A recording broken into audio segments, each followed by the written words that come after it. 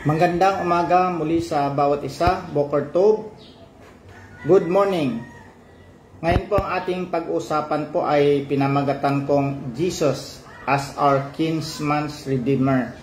Ano ba yung kinsman at redeemer? Yung Goel, yan sa Hebrew, Goel.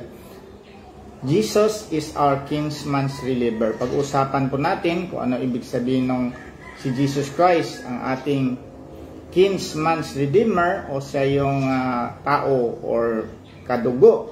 Kasi ang kinsman po ay parang relative na may responsibility to save us kung nangailangan po ang katulong na mag-save po ang tao. So parang kamag-anak mo na mayroon siyang privilege or responsibility to save you if you are in need. So mahinang tulad niya kay Jesus Christ. So yun po ang ating pag-usapan. Ang ating pong verses ay matatagpuan sa Ruth chapter 4 verses 1 to 10. Ruth chapter 4 verses 1 to 10. Yun po, nakalimutan ko sulat yan. So ito po yung ating pag-usapan ngayon. Jesus as our kinsman's redeemer. And I hope makalag-in po yung mga manonood nito. Hindi lamang sa live, kundi sa mga sunod din na pagkakataon, makalagin po sila, or maka-join sila. So, while waiting for mga tao na makapasok sa ating live message for today, and I hope na yung ating message for today ay hindi magulo ang audio, kasi trying our best to rectify kung ano talaga nangyari ito sa FB live natin. But we are praying na maging okay na yung audio nito. So while waiting for others to join us in our FB Live message, let me take again this opportunity to present to you the gospel. Ano ba talaga yung magandang balita ng kaligtasan? Kasi marami pong nagtatanong kung ano ba yung magandang balita ng kaligtasan. Ano yung gospel or ebanghelyo? Sa ating mga Tagalog ay ebanghelyo. It comes from the word euangelio. Euangelio, yung Greek word. Euangelion means you means good, and angelion means message. Kaya yung angel, messenger niya siya. Good message, euangelion. Yun po. Ang good message po ay pinaka-central topic yan sa Bible. At yun ang sagot sa universal na tanong, paano ba talaga ang taong ma-reconcile sa God? O paano matatanggap ang tao sa God? So ang good news is about Jesus Christ. Yung ginawa ni Jesus Christ habang nandito siya sa mundo at kung sino siya. So dapat nating malaman na si Jesus Christ ay truly God and truly man. So matalingaga man yan, pero we have to accept that because it is biblical that Jesus Christ is truly God and truly man, at mayroon siyang ginawa na kabutihan at pinerform niya yung mga laws ng batas para maabot niya yung perfect righteousness of God at namatay siya sa ating kasalanan. At premise po ng good news ay mayroong bad news. Ang bad news po ay lahat tayo ng tao ay makasalanan, no? Hindi lamang nagkasala, makasalanan talaga. Kasi when Adam fall or nagkamali si Adam, na inherit natin yung nature ni Adam. Actually, ang true meaning talaga ng original sin ay yung nature ni Adam na makasalanan ay namana ng tao. That is why we commit sin, because we are by nature sinners tayo. So sabi ng Biblia, for all have sinned and fall short of the glory of God. Bakit po tayo nag-fall short o hindi nakaabot sa kaluwalhatian ng God? Kasi ang requirement ng kaluwalhatian ng God ay perfection, 100% righteous, walang kasalanan na maski katiting o maliit, yun ang kanyang requirements. Ang tao ay hindi nakaabot doon. Maski anong gagawin ng tao, gawing good works, gawing mga ritual sa simbahan, maging moral siya, hindi siya nakakaabot sa standard ng God. Bagsak siya. So, nagpadala ngayon ang God ng solution. Pinadala niya si Jesus Christ. Si Jesus Christ ang ating mediator. Kaya nga sabi sa 1 Timothy 2:5, there is only one God and one mediator between God and man, the man Christ Jesus Christ. Man Christ Jesus. So si Jesus ay siya yung mediator, siya yung magpo-fulfill ng hindi natin naabot, no? Hindi niya dadagdagan, siya talaga mismo ang magpo-fulfill nan.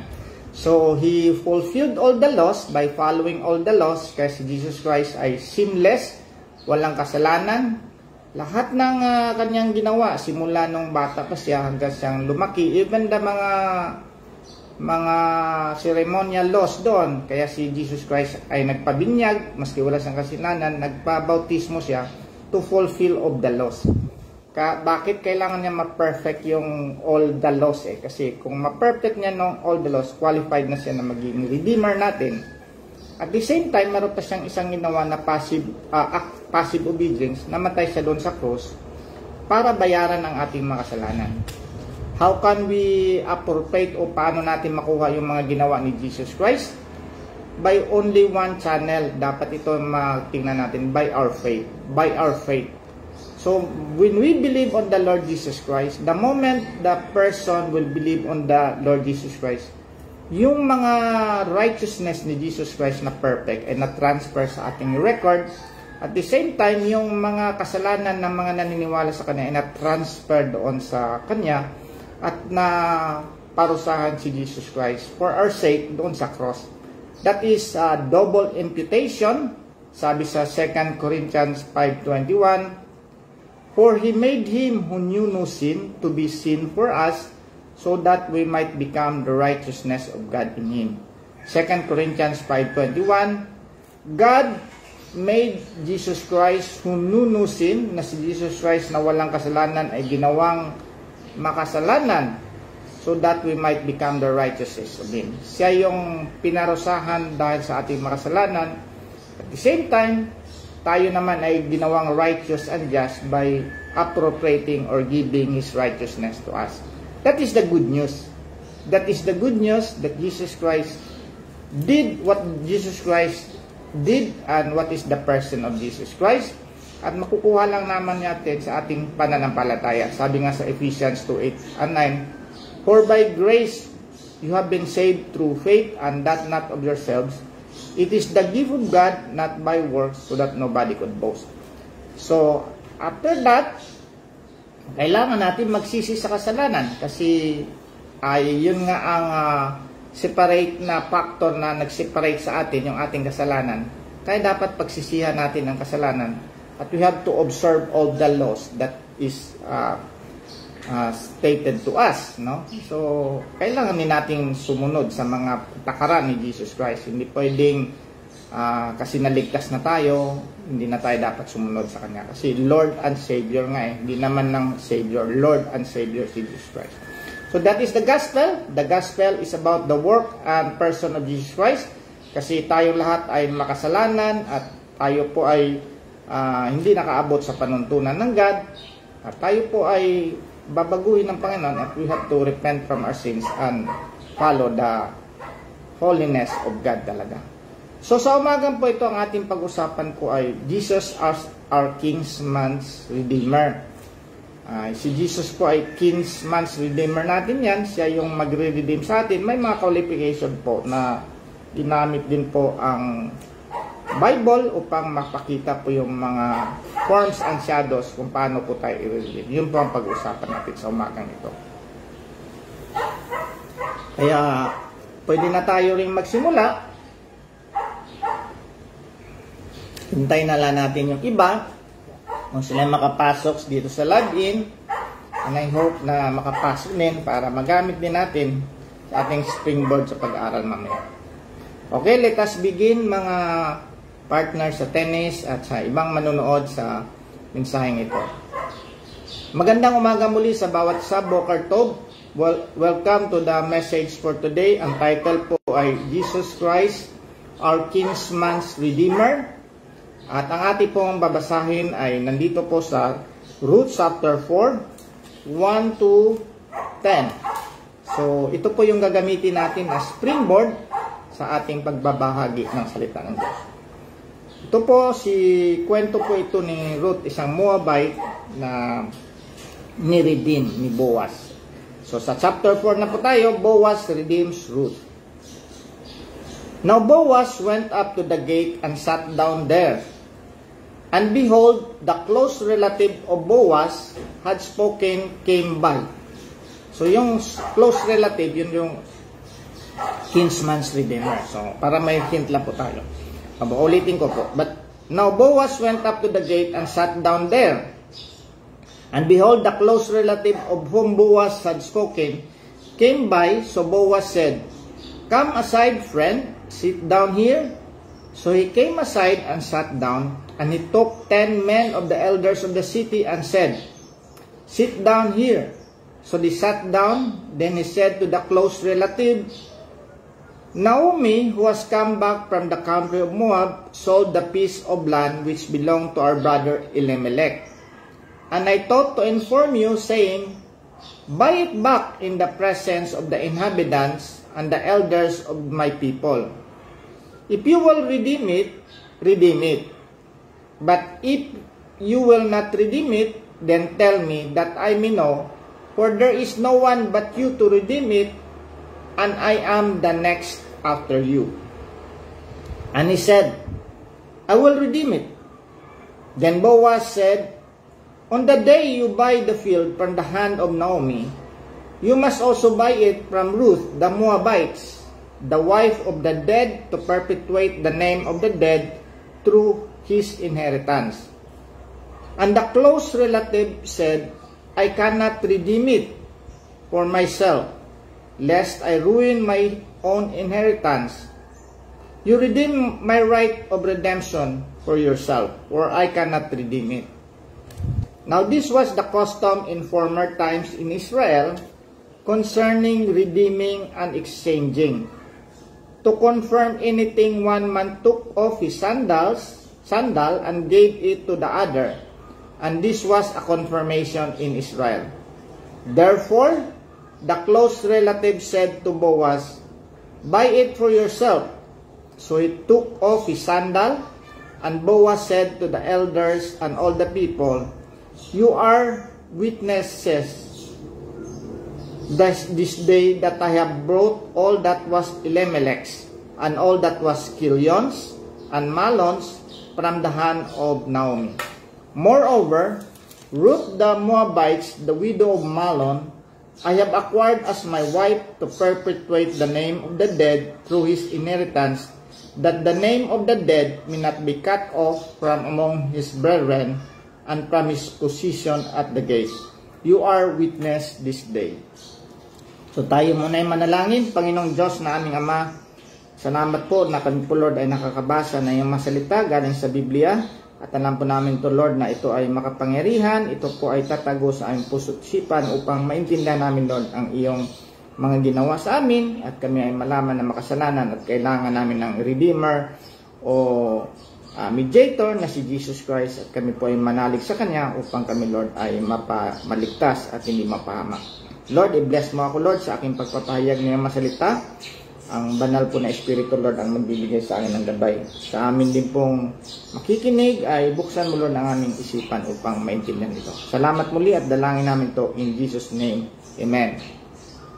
So, ang ating pong pag-usapan ngayon ay matatagpuan po sa Ruth chapter 4, verse 1 to 10. At ang title po ay Jesus as our Kinsman's Redeemer. Alam po natin, kailangan talaga natin ng Redeemer kasi tayo po ay nabaon talaga sa utang at parang categorically or allegorically nahulog tayo sa isang malalim na pit na hindi natin kayang iahon ang ating sarili. Ganon ang parang allegorical na lagayan ng isang tao. But we have still the responsibility to save ourselves, but hindi nga natin kaya. So ang pag-usapan natin, paano naging si Jesus Christ ay Kinsman's Redeemer. Ang pinaka-point po dito ay kailangan nating i-justify o kailangan nating i-prove na talagang si Jesus Christ ay kinsman, redeemer talaga siya. Ang qualification po ng isang kinsman's redeemer ay dapat siya ay kadugo, no? May relationship siya. Siya ay willing. Number 2 ay willing siya. At number 3 ay capable siya. So, kailangan natin na mabibigyan natin ng pansin dito na Jesus Christ is not only is not only true God, but also true man. So, gagamitin natin ang paraan ng mga sinabi dito sa kay Boaz, dito sa Ruth chapter 4, kasi dito po ang pinakamalapit na masasabi talaga natin na si Jesus Christ ay parang shadow ito, kasi ang alam po natin ang Old Testament ay iyon yung mga forms, F-O-R-M, forms, F-O-R-M-S, and shadows of the New Testament. Yung pagdating ng isang Messiah ay parang hinulaan na yan sa Old Testament. So, nakatago, Jesus is concealed in the Old Testament and revealed in the New Testament. The Messiah is concealed in the Old Testament and revealed in the Old Testament. Kaya may mga forms and shadows. Halimbawa po yung alay po supposed to be ni Abraham kay Isaac, yun isang forms and shadows yan na mayroon din ialay. So ito din po ay parang some sort of forms and shadows dito, kasi si Ruth po ay ni-redeem ni Boaz. Kasi alam po natin, tayo po ay kailangan i-redeem tayo ng Panginoon. Kailangan natin malaman na may relationship ba talaga tayo sa Panginoon. So importante po na makita natin na Jesus Christ is true man.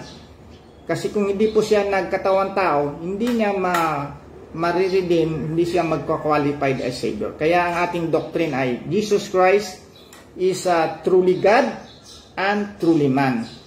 Jesus Christ, before His incarnation, was born during the time pa nga hindi siya pumasok nun sa fetus o naging fetus siya ng Virgin Mary, nandoon na yung lahat ng attributes ng God sa Kanya. Nung nagkaroon na pumasok, nandoon na siya sa fetus ni Mary talaga, inad na yung attributes ng man sa kanya. So, mahirap mang unawain, Jesus Christ is both truly man and truly God. Nandoon yung lahat ng attributes ng God, added yung lahat ng attributes ng man. Yan.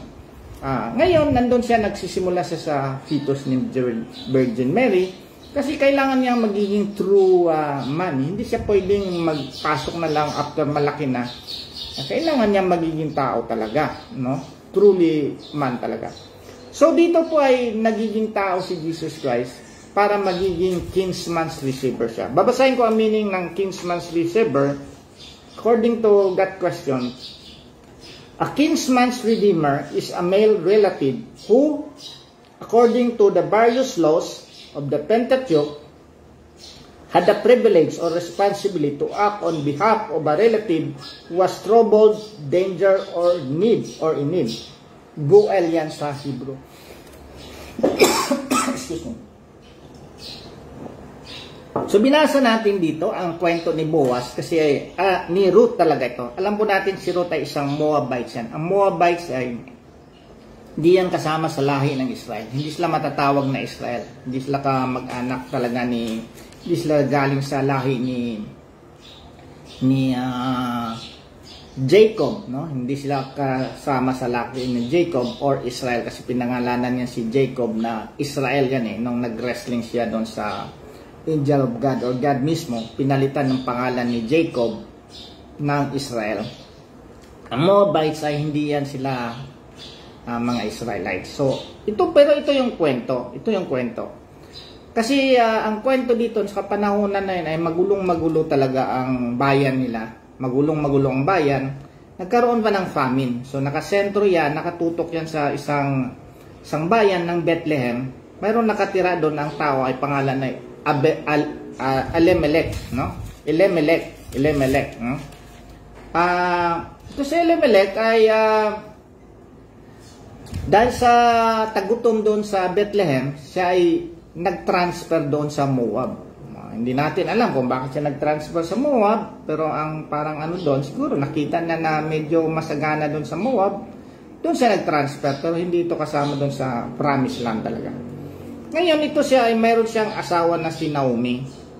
At mayroon silang dalawang anak na si Chelions at saka si Malons. No? Nung pumunta sila doon sa bayan ng Moab, at nakapag-asawa sila ng dalawang babae, isa yung kanang anak, si Malons, ang pangasawa niya si Ruth, Si Kilion, ang napangasawa niya ay si Orpa, no? At sila po ay nanirahan doon sa bayan ng Moab.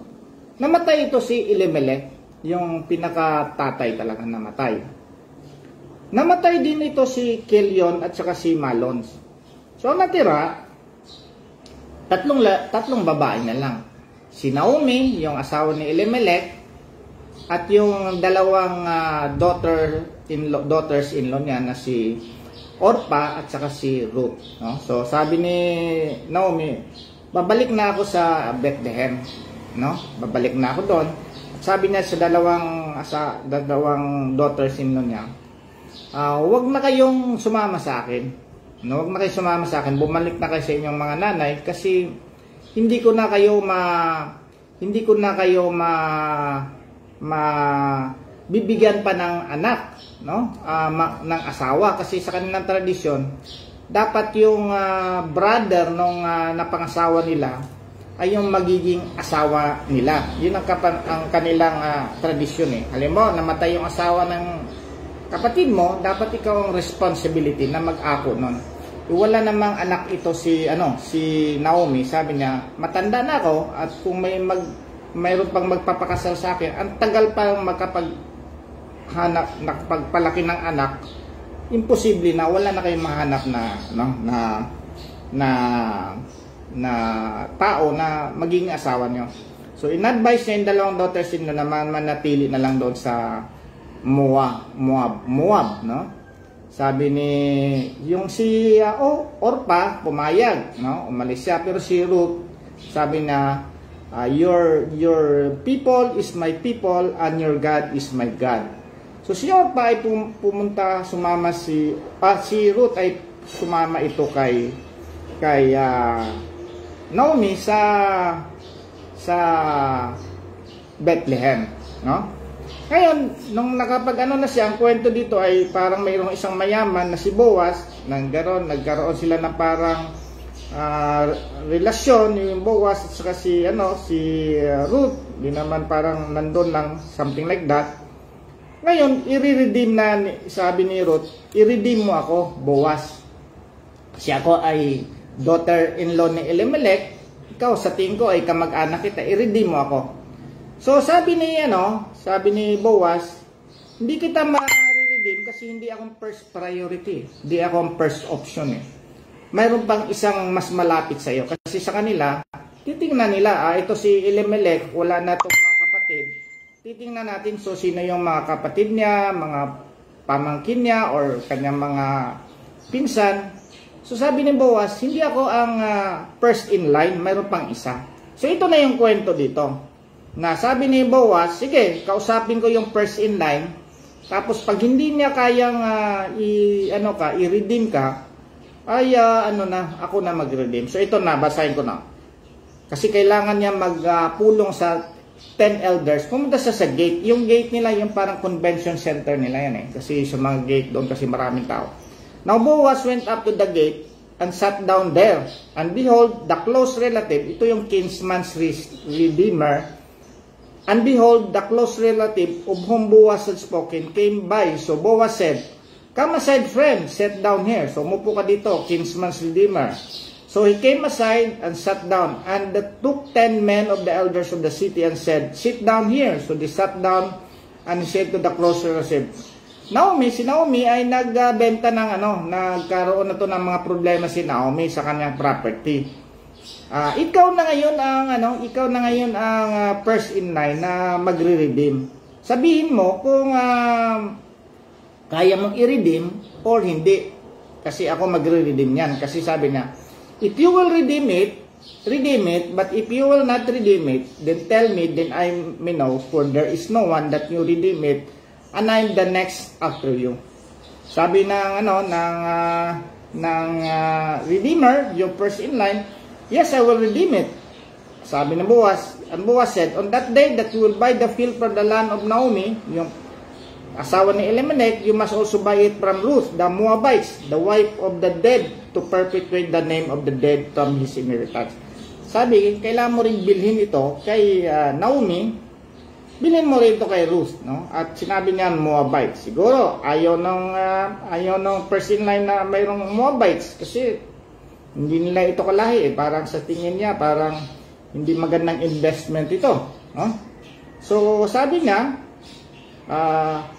the close relative said, I cannot redeem it for myself, lest I ruin my own inheritance. You redeem my right of redemption for yourself, for I cannot redeem it. So, ang ginawa, nagtanggi na yung first in line na kinsman's redeemer kasi sa kanilang kapanahonan mayroon silang batas na dapat ang magtatanggol, no? Ang magtatanggol o responsibility. Sabi, a kinsman's redeemer is a male relative who according to various laws of the Pentateuch had the privilege or responsibility to act on behalf of a relative who was troubled, danger, or in need. So kung naghihingalo na yung mga kamag-anak, kailangan tulungan. Ano rin nila yan parang pride din nila yan at mapapahiya nga sila doon kung hindi nila ma-redeem yun Saka parang customary nila. Sa verse 7, now this was the custom in former times in Israel concerning redeeming and exchanging, to confirm anything one man took off his sandal and give it to the other, and this was a confirmation in Israel. So, tinawag niya yung 10 elders doon sa gate, parang pulong-pulong nila, para witness nila yan. Tapos sabi niya, okay, ito ay, hindi niya to kayang i-redeem, kailangan niya sa tradition nila, kunin yung isang sandal, isang piraso lang ng sandal. Ibigay ngayon yan kay, parang ito yung confirmation mo, na hindi mo kaya. Actually, mayroon ako nabasa na parang kahihiyan din yan sa first in line na hindi na na-redeem yung kanyang kamag-anak, kaya maglalakad siya doon sa mga cities na isa lang yung paan, isa lang yung sapatos niya. So makikita siya ng mga tao na hindi niya na-redeem, parang din yan parang pride din nila yan. Therefore the close relative said to Boaz, buy it for yourself. So he took off his sandals, and Boaz said to the elders and all the people, you are witness this day that I have brought all that Elimelech's, yung mga kaari-arianan Elimelech, and all that was Kilions, yung anak ni Elimelech, and Malons from the hand of Naomi. Moreover, Ruth the Moabites, the widow of Malon, I have acquired as my wife to perpetuate the name of the dead to his inheritance, that the name of the dead be not be cut off from the brethren and from the position of the gate. You are the witness this day. So kailangan nilang ma-perpetuate o pagpatuloy pa rin yung pangalan ni Elimelech. No? Kasi pag wala na, parang mamamatay na yon. At alam mo natin, ang kwento po sa buhay ni Ruth na napangasawa niya si Boaz, ito ay great-great-grandfather ni David, King David. Kasi alam po natin na ang genealogy po, alam po natin, di ba, yung mga genealogy, si Abraham, si Isaac, si Jacob, tapos si Judah, mayroon sila dito sa verse 19, si Perez, yung anak ni Judah, na isang anak ni Jacob. Perez bigat Hizon, Hizon bigat Ram, and Ram bigat Aminadab, Aminadab bigat Nation, and Nation bigat Samon. Samon bigat Boaz. Actually si Samon ang asawa niya si Rahab, yung parang prostitute din doon sa isang yung tower of yung parang inikutan nila, no, na bumagsak. Samon bigat Boaz, and Boaz bigat Obed. Obed bigat Jesse, and Jesse bigat David. So alam po natin si David ay line niya ni Jesus Christ. So ito si Ruth ay great mga ilang great grandmother ito ni Jesus Christ. So even though he is a Moabite, nasali siya doon sa parang genealogy ni Jesus Christ. Kasi nandoon na siya sa line ni Elimelech at sa no? At alam po natin na si Samon bigat Boaz, no? Si Boaz kasi nandoon na siya sa line ni Boaz ngayon. I mean, nandoon siya sa line ni Boaz ngayon, no? At naging siya. Ngayon, ang ating purpose dito ay dapat ang kinsman's redeemer ay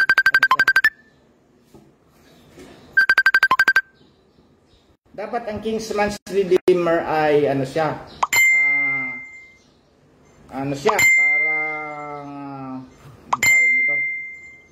Dapat ang kinsman redeemer ay kamag-anak siya.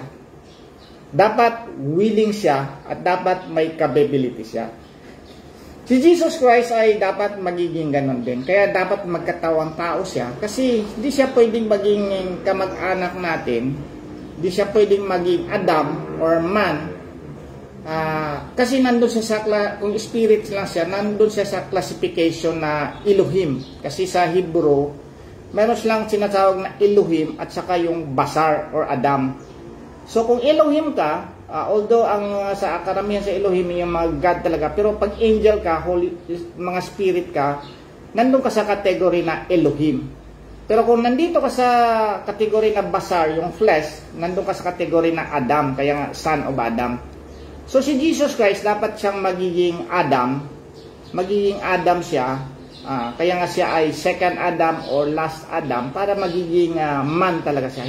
Kasi kung God lang siya, hindi siya magka-qualify na Kinsman's Redeemer kasi wala siyang relationship sa Adam na tao. Kailangan siya maging kamag-anak talaga.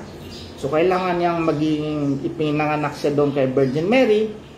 At hindi lamang siya parang kasi mayroong mga katuruan na docetism na parang ang docetism kasi ay parang nandun siya sa parang hindi talaga totoong nagkatawang tao si Jesus Christ. Parang pumasok lang siya doon sa tao. Hindi talaga siya naging tao.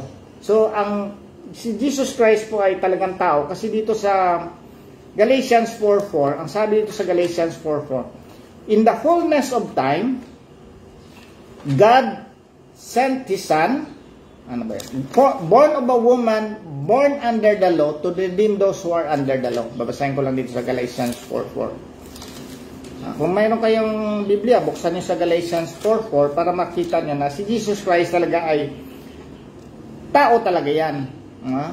Since nandun siya sa sabi dito, but when the fullness of the time had come, God sent forth His Son, si Jesus Christ yan, born of a woman, born siya kay Virgin Mary. Kaya importante yung doctrine virgin birth, no? Born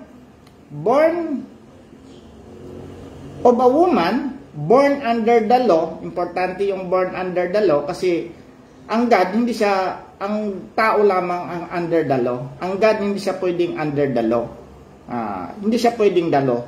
Sabi dito, but when the fullness of the time had come, God sent forth His Son, born of a woman, born under the law, to redeem those who were under the law, that we might receive the adoption as sons. So tayo ay mga adoption as sons tayo. Kasi tayo adopted tayo talaga sa God. At si Jesus Christ ay parang elder brother natin yan. Elder brother natin yan. So He has now the relationship talaga. He has now the relationship talaga na magiging talaga redeemer yan. So dito sa Philippians 2, ang sabi dito sa Philippians 2, sa 7, but may 2:5, let this be mine in you, which was also in Jesus Christ, who were being in the form of God, did not consider it robbery to be equal with God, but made Himself of no reputation, taking the form of a bondservant, and coming in the likeness of men, and being found in the appearance as a man. He humbled Himself and became obedient to the point of death, even the death of the cross. Therefore God has highly exalted Him and give Him name which is above every name. So kailangan ni Jesus Christ na maging tao kasi kailangan may mag-sacrifice Kailangan may dugo na mabuhos, sabi nga sa 9:22 ng Hebrews, without remission of blood, there is, without the shedding of the blood, there is no remission of sin. So, kung walang mabuhos na dugo, hindi tayo mapapatawad ng God. Kasi ang God is just siya Hindi naman niya tayo pwedeng patawarin na, okay, ikaw, tumanggap ka ba sa akin? Nagsisi ka ba sa kasalanan mo? Patawad na kita. Hindi pwede yan kasi binayolate ng God ang kanyang law na if you commit a sin, you will be punished. Yan ang law ng God So, kailangan may mabuhos ng dugo, kailangan may maparusahan dyan. At dapat mayroon. So, pinadala niya ang kanyang bugtong na anak at those who will believe on Jesus Christ, who will believe on the Lord Jesus Christ, lahat ng makasalanan ay napunta kay Jesus Christ. At si Jesus Christ ang tinrato ng makasalanan instead of us. So, kailangan natin maintindihan yan. So, bibigyan lang din po natin ng mga verses kung bakit si Jesus Christ talaga ay totoong tao. Hindi lamang ito moro-moro na siya lang ay pumasok sa katawan ng tao, kasi hindi siya magiging sympathize. Dito po sa Hebrews 2:15, ang sabi po sa Hebrews 2:15,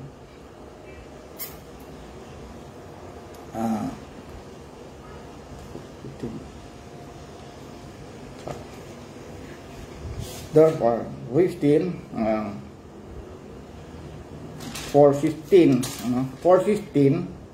Hebrews 4:15, for we do not have a high priest, kasi si Jesus Christ ay high priest yan kasi siya nga yung high priest na mag-alay ng kanyang dugo din doon sa dambana ng totoong dambana ng God, para talaga makapasok na tayo sa throne of grace. Sabi na, for we do not have a high priest who cannot sympathize with our weakness, but in all points tempted as we are. So, dapat maranasan ni Jesus Christ lahat ng pagkatao. Kasi all points tempted as we are, yet without sin. No? So, kailangan natin mayroon tayong high priest na mag-sympathize sa atin. At hindi naman pwedeng patayin yung God, kasi kung mamatay yung God, wala na. Patay na tayong lahat. Mag-disintegrate na tayo. The God man lamang ang mamatay, hindi yung God ang mamatay. Mali yung ang God ang mamatay. Si Jesus Christ lamang ang mamatay. But Jesus Christ is a God man. So, sabi dito na kailangan natin na intindihin ito na sabi dito sa 14, sa 2, inasmuch then as the children have partaken of flesh and blood, He Himself, sa 2:14 ng Hebrews nito, inasmuch then as the children have partaken of flesh and blood, He Himself likewise shared in the same, that through death He might destroy him who had the power of death, and his devil. So, kailangan niyang magiging flesh talaga. So, kailangan natin maintindihan na Jesus Christ is truly God and truly man, so that He will be relative to us. Hindi siya pwedeng maging relative kung nandun sa classification na Elohim, yung mga heavenly beings yan. Dapat maging Adam siya or Basar. Mayroon siyang dapat flesh or Basar, sa Hebrew Basar. Adam. Ang Adam kasi ay man yan Kaya nga second Adam si Jesus. Number 2, kailangan niya maging willing siya. Hindi siya pwedeng unwilling siya, na mayroon kasi nagcha-charge sa ating doktrina na parang parang cosmic abuse, na yung anak ng sa taas sa heavenly bodies, pinarusahan, inabuse yung bata na yon ni si Jesus Christ na kanyang tatay. Hindi pwedeng cosmic abuse yan. Kasi si Jesus Christ siya yung pinadala, willing siyang ipadala, just like Boaz, willing siya to redeem Ruth. Ganon din si Jesus Christ, willing siya, hindi ito inabuse ng kanyang ama.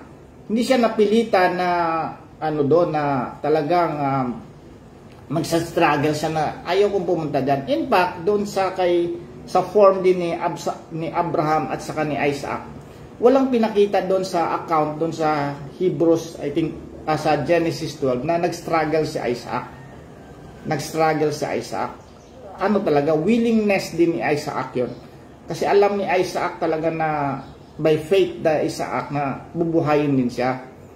Something like that. Ganon din kay Jesus Christ. Hindi siya parang naitulak lamang at ayaw niya.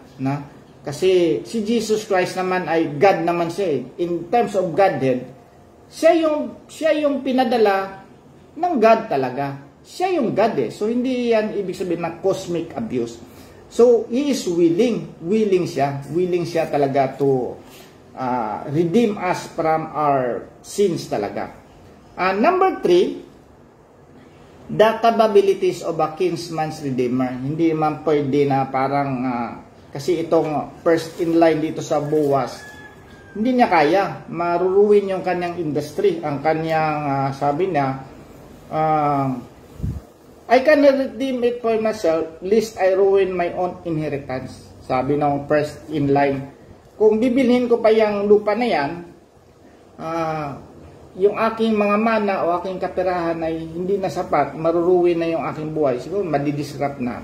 So, wala siyang capability. So, the kinsman's redeemer, like just Boaz, Jesus Christ is capable enough to pay for all our sins. Kaya nga he can save us to the uttermost. Sabi nung sa Hebrews, he can save us to the uttermost. Maski gaano pa kadami yung kasalanan mo. And he is sabi nga niya sa John 19 verse 30, after na take na yung wine or yung sour something, he said, it is finished. It is finished. All our sins are paid. Kung mabasahin natin ang Colossians, sabi sa Colossians dito,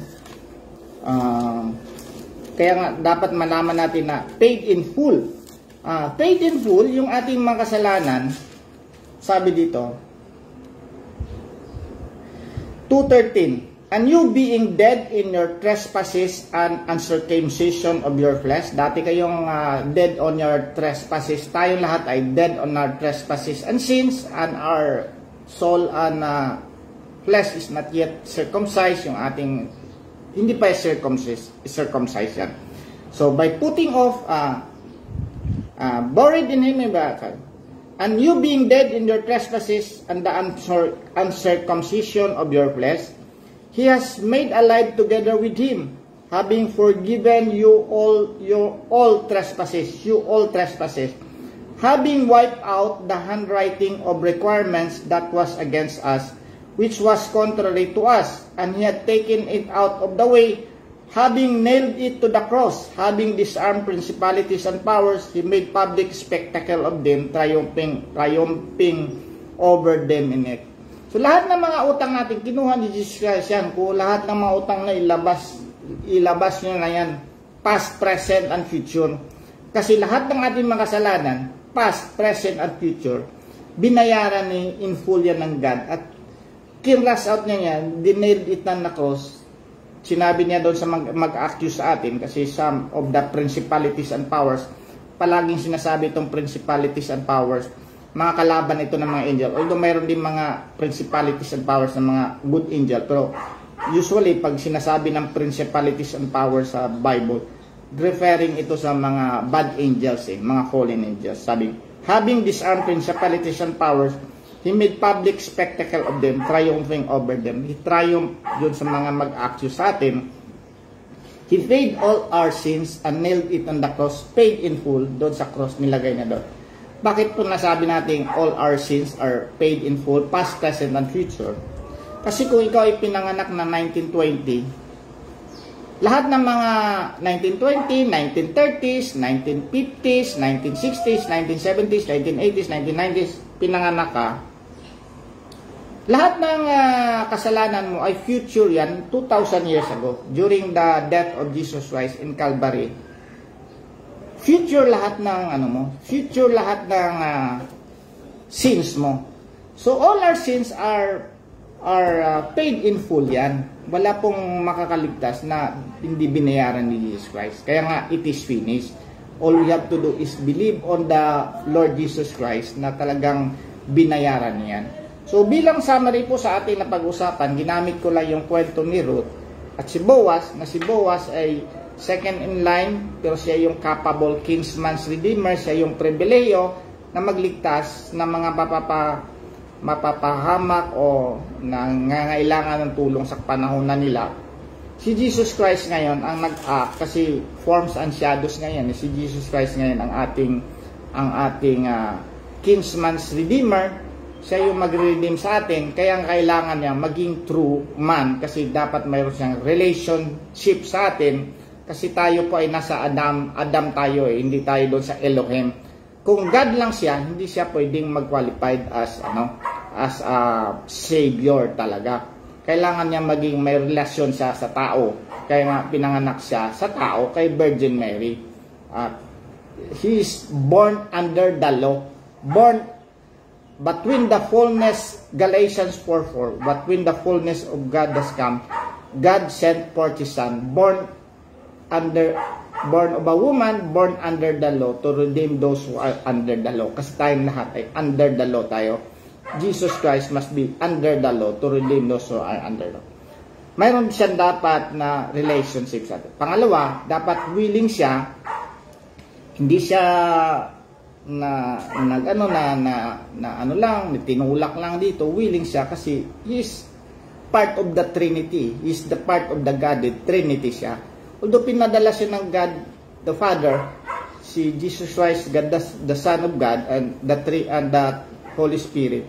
Yun lang yung economy on how the process of salvation. Kasi may nagplano ng kaligtasan, mayroong mag-execute at mayroong mag-apply sa atin kung paano yung at mag-explain sa atin kung paano yung ginawa ni Jesus, which is the Holy Spirit. Kailangan willing silang lahat kasi wala silang away doon hindi sila one in planning and execution and in application. Number 3, capabilities. Jesus Christ is capable kasi God din siya Kasi kung hindi God, ang kasalanan lang ni Jesus Christ, kung si Jesus Christ ay tao lang, yung kasalanan lang niya ang nabayaran niya, hindi niya pwedeng bayaran yung kasalanan ng iba. Kaya nga, although 6 or 3 hours lang doon sa cross, bakit yung kasalanan ng lahat ng tao maniniwala sa kanya nabayaran niya in 3 hours or 6 hours lang naman doon sa cross? Kasi si Jesus Christ ay finite siya, God. And palagi mo siyang pinaparusahan even now kasi finite siya, and ang 6 hours sa kanya or 3 hours sa kanya doon sa cross ay equivalent yan sa timeline natin. So hindi mo pwedeng i-accuse si Jesus Christ na not capable of paying all our sins. Kasi kung tao lang siya, he can only save lang niya ang kanyang sarili.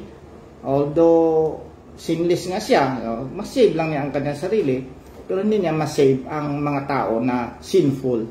So lahat tayo sinful So only Jesus Christ is sinless, kaya dapat siyang maging God upang magamit niya yung pagka-infinite niya, no? Tayo kasi finite, ang pagka-infinite niya upang siya po ay mabayaran niya yung lahat ng mga tao doon ng kasalanan. So yun po, Jesus Christ, I hope na malinaw ito sa atin na Jesus Christ is our kinsman's redeemer, and talagang magpasalamat tayo kay Jesus Christ na niligtas tayo kasi hindi natin kayang iligtas ang ating sarili, at magtiwala tayo talaga kay Jesus na siya talaga ang ating kaligtasan. We will put our trust in Him talaga. Itaya natin ang lahat natin na mabuhay sa Kanya. Sabi nga, if you want to come with me, leave all your things, take up your cross and follow me. Deny yourself, take up your cross and follow me. Kasi ganun ka-faith natin na talagang siya talaga ang ating kaligtasan. So, kailangan natin maniwala kay Jesus Christ as our Savior. At kung mayroon pa dito na hindi naniniwala kay Jesus Christ na kaya kang iligtas ni Jesus Christ, siya lamang, huwag kang magtiwala sa iyong sarili, hindi mo kayang iligtas sa iyong sarili, at si Jesus Christ ay sufficient talaga siya, efficient and sufficient and effective in saving us. We have to trust in the Lord Jesus Christ. Sabi nga sa ating palaging binabasa, so they said, believe on the Lord Jesus Christ and you will be saved, you and your household. Tayo po'y manalangin. Panginoong Diyos na aming Ama, Lord, kami po, Lord, ay nagpapasalamat sa iyong plan of salvation, na although ito po ay foolishness sa iba, ngunit sa aming naniniwala, it is the power of God to our salvation. Lord, alam po namin, Lord, na totoo po ikaw po ay Diyos na nagkatawang tao, at alam po namin, Lord, na you died for all our sins, at binigay mo, Lord, ang iyong righteousness sa amin. Salamat, Lord, sa lahat na ito, Lord.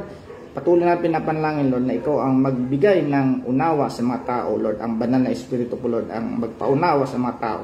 Na kami talaga, Lord, ay makasalanan, kami ay mapapahamak, mag-spend kami ng eternity doon sa hell kung hindi kami maniniwala sa iyong bugtong na anak. Kasi sinabi mo, for God so loved the world that He gave His only begotten Son, that whoever believes in Him shall not perish but have everlasting life. Salamat mo, Lord, sa mensahe na yan.